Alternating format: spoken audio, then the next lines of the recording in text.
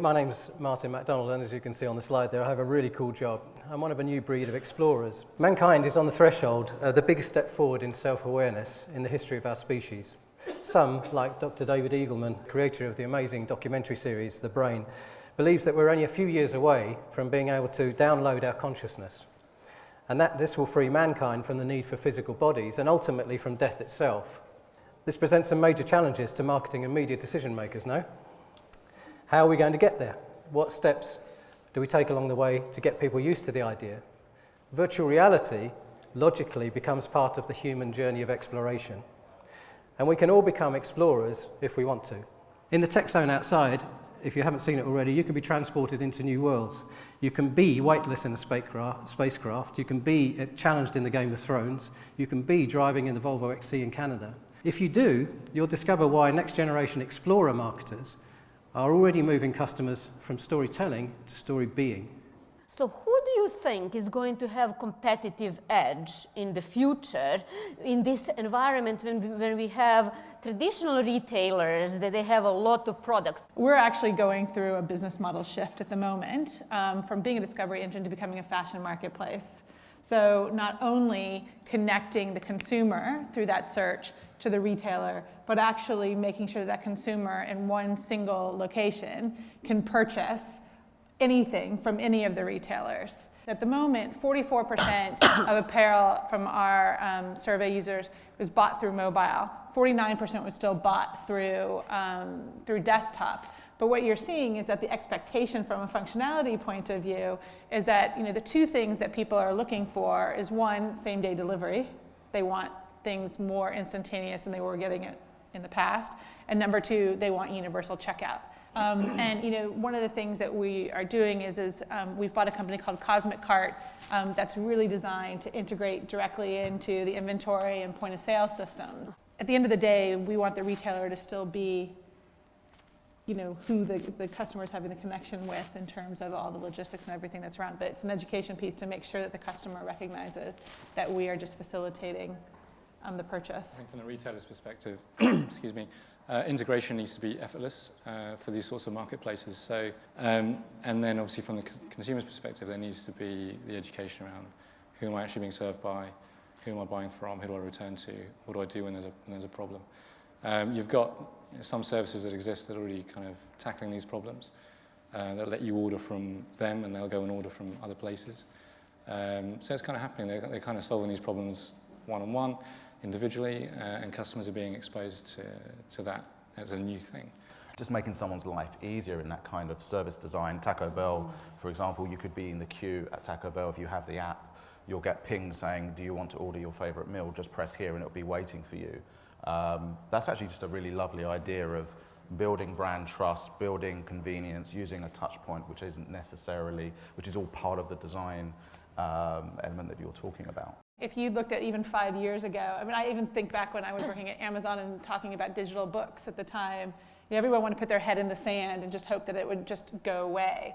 If you talked about probably a fashion marketplace like what we're doing, even 3 or 4 years ago, most of the retailers would have probably been completely against it. But what you're seeing is that the expectation from the consumer is changing and where people are consuming. And if these retailers want to be successful, they recognize that they actually have to be part of the generational experience. Ultimately, what it comes down to is you don't need a buzzword to describe this, but if it is not very good, people will not want it. It's as simple as that. If your ad's amazing, and it's a great piece of content, people will watch it. If your pre-roll's good, people watch it. Brand communication is to be focused on that driving mass awareness and driving traffic to store or online. So that means, like, if you look at the entire customer decision journey, it was at the beginning of the journey.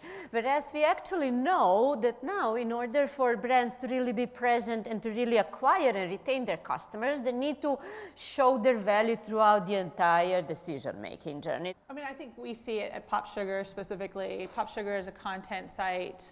We have more than 85 million unique visitors. We work specifically with brands around the world. What you're seeing is the way that brands are actually communicating directly to the consumer is very different than they used to in the past. From a value proposition design perspective, now we're looking at what are the pain points that customers have and what are the painkillers. And what if you had someone there to do that hard work for you? to tell you what's right for you, what suits your lifestyle, your body shape, your colourings, all the rest of it.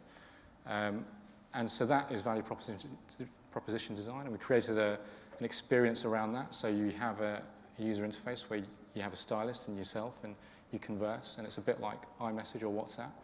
And it's going back to kind of the old days of retail where you had a familiar face, you had rapport with someone, you could pick up where you left off, and kind of what you might get today in a good cafe where you walk in, the barista starts making your coffee before you said hello.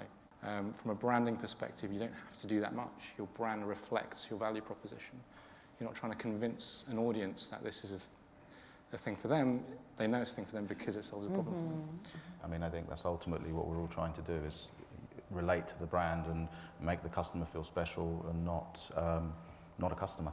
But I think it's having, I mean, at something like Shop Style, it's like we're moving towards a marketplace and we're moving towards a different type of functionality. We have to make sure that our consumer understands the connection between the brand and the service that's actually being delivered. Exactly. And it's not as, I mean, and that's why, you know, Uber has been so successful. That's why Airbnb has been so successful, is because there's a direct relationship between There is the a functionality very clear and ease. brand promise Exactly. on Airbnb, is like belong anywhere, and everyone is, yeah, okay, Exactly. If yeah. you say in one, you know, you can go to, you get 18 million products in one location Yeah. and shop in one place, then that's much more compelling than just saying you can find it. What would you say that in, like, if we put again customer decision journey at the center, what would say they're the key data? How do you see the next step in retailers using their data to provide a better service? One of the key things that's really interesting is that one of the key signals that people use or that gets passed as a data point is device IDs, okay? So it's an anonymous signal that Apple and Android devices pass. And actually knowing where those device IDs, well, you don't know who that person is, you don't know their name, you don't know anything, Yeah. but you know where it's been. Being able to actually suck that data in, knowing their visitation behavior, knowing if they're a loyalist, knowing if they're a non-loyalist, and then connecting it to the other points, touch points that brands will be working with. I think you can then start connecting some of those dots and understanding of the consumer beyond just desktop or just beyond whether, you know, what they're doing at home. I think it's about creating, again, digestible content and ease of use and purchase that you might not necessarily get somebody to buy right then and there, but it's that you're always kind of front of mind, that you're the place that somebody wants to come to when they want to purchase something. And I think that there's still that bit of a challenge out there, because I think everybody wants, especially from content and commerce, they always say, like, I want somebody to go look at this page, see a beautiful dress, and I want them to buy it right now. And the fact is that in most cases, people don't do that. That's not how people buy, right? They've been inspired, they go away, they think about it, then they come back and they want to buy at a later point. And when they want to buy, they want to be able to find it easily, and it's not just buying it right then and there. I think you will see experiential commerce come in more and more. I think you will see people coming back and maybe buying from that content in the future, but it's not necessarily right at that point. I think when you know the consumer and you're touching them at all the different touch points, if it's going to be Facebook, if it's going to be Snapchat, if it's going to be WhatsApp, if it's going to be Twitter, you know, I don't know what's going to happen to Twitter. And that's why mobile is so important, isn't it? Because mobile is available at every point in the chain.